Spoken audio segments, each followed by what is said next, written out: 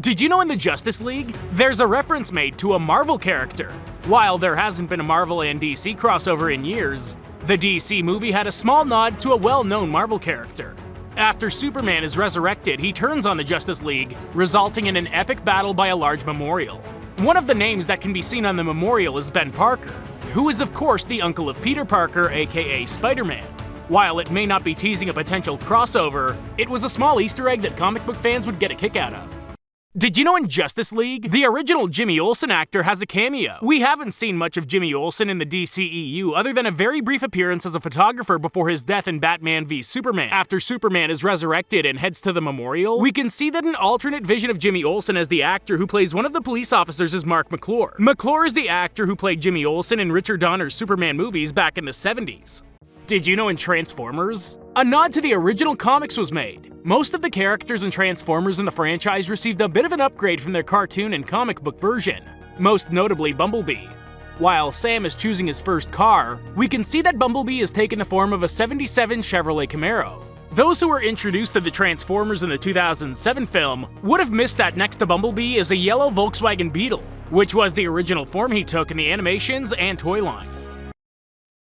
Did you know in Ant-Man, a cameo is made by the first ever Ant-Man? When we see Scott Lang practicing using his shrinking suit and getting chased down by a rat before falling and landing on top of a car, the driver of the car is played by Garrett Morris, who was the first ever person to portray Ant-Man on screen. However, it wasn't in a Marvel project. In 1978, Saturday Night Live did a sketch called Superhero Party, which featured Morris as Ant-Man, and the director of the movie was such a fan of the sketch that he asked whether Morris would be willing to make a cameo, which he obviously said yes to. Did you know in Terminator Genisys, Sarah Connor ends up getting the same cuts on her shoulder that she would have gotten in Terminator 2 Judgment Day if the timeline hadn't been messed up?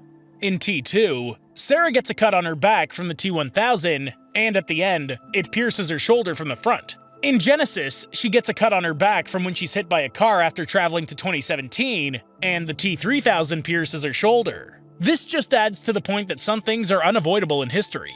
Did you know in Batman, the original draft of the script had Jack Napier placed at the age of 32. This would have meant that the Joker would be much younger than they ended up going, but after rewrites were done with the casting of Jack Nicholson, they decided to make him a middle-aged man. The revelation of Jack killing the Waynes was a last-second addition by Burton and Scarron to try and raise the stakes between Batman and the Joker. Did you know in Pulp Fiction, board games were placed in this scene for comedic effect? After a night out dancing, we see Uma Thurman's Mia Wallace suffer an overdose on heroin, which leads Vincent Vega, played by John Travolta, having to save her by plunging a needle into her chest. Given that the scene was so tense and the focus was on whether Mia would survive or not, it was easy to miss that in the background they were playing two aptly placed board games, Life and Operation, which was a little bit of a twisted joke given the events in the scene. Did you know in Elf, Will Ferrell caused traffic accidents when shooting the movie? While making his way to the Big Apple, Buddy can be seen nervously making a walk through the Lincoln Tunnel with cars and buses passing by him. This scene was actually shot in the tunnel, and given that people didn't realize a film was being made, drivers were so surprised and distracted by seeing Will Ferrell dressed up in this bright festive elf costume that several minor traffic accidents occurred. Thankfully, no one was hurt though. Did you know in Hellboy, the final post-credits scene references the Hellboy comics directly? In it, Baba Yaga orders an unknown person to go after Hellboy, and we find out that it's Koschei, otherwise known as the Deathless. Baba Yaga states that she would grant him his greatest wish, which is to die. Koschei was actually introduced in a story arc called Darkness Calls, and part of the plot in the comics involves Baba Yaga seeking revenge on Hellboy and taking his eye. If you like this, subscribe for more. Did you know in The Walking Dead, we get a look at the new and improved walkers? Over its 11-season run, we've seen a lot of changes come to the walkers on The Walking Dead, but not quite on the scale of the recent episodes in Season 11.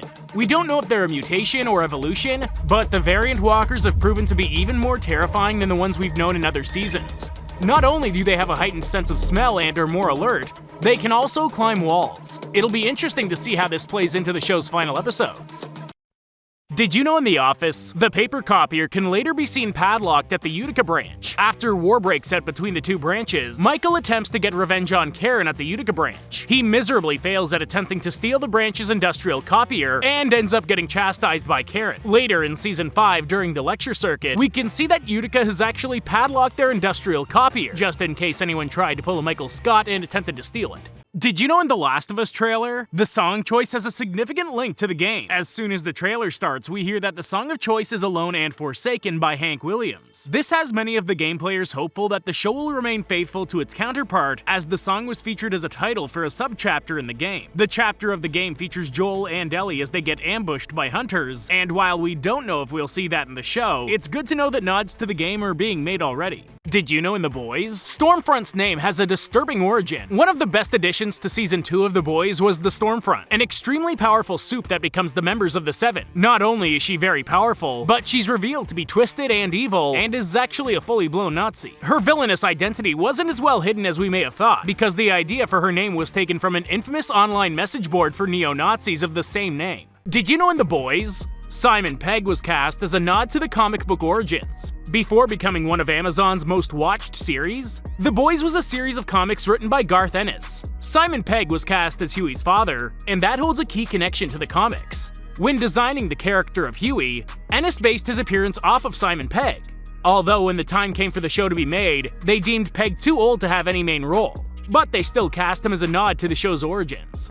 Did you know in Black Panther: Wakanda Forever? A car license plate number pays tribute to Chadwick Boseman.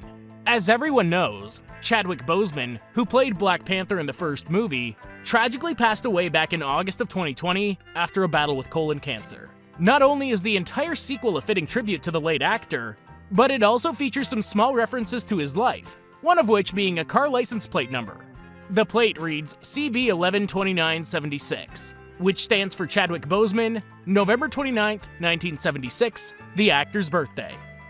Did you know in Friends? This hidden detail could explain their Central Perk seating arrangements. Obviously, for the sake of the show, the Friends always had the best seat in the Central Perk coffee shop, the main couch to face the camera. But there could be a realistic explanation. On the table, you can almost always see a reserved sign, which could have been placed there by Gunther, and would explain why no matter what time of day it was, they always had that couch saved for them. Did you know in Hawkeye, they kept up a running gag that originated in The Avengers? Back in 2012, we were given the first installment of The Avengers, an action-packed movie filled with comedic quips, one of which was from Tony Stark, who referred to Hawkeye as Legolas, another famous archer from the Lord of the Rings movies. In the series, the joke continues when Kate mistakes a street performer dressed as Katniss Everdeen from The Hunger Games to be none other than Hawkeye. Did you know in the Cloverfield paradox? Many fans believe that the Cloverfield monster at the end of the film was the same one from the original Cloverfield, but this is not true. The original monster is estimated to be about 180 feet tall, and it has a leaner body shape. This monster stands taller than the clouds over the water, and it's assumed that a large portion of its body is still underwater. While this could be a similar subspecies, it's intended in the original Cloverfield that monster is only a baby. The monster isn't the only thing that ties the film to the original film, though. The name Tagruato can be seen throughout the space station, and this is the company where we see viral marketing campaigns of the first two films.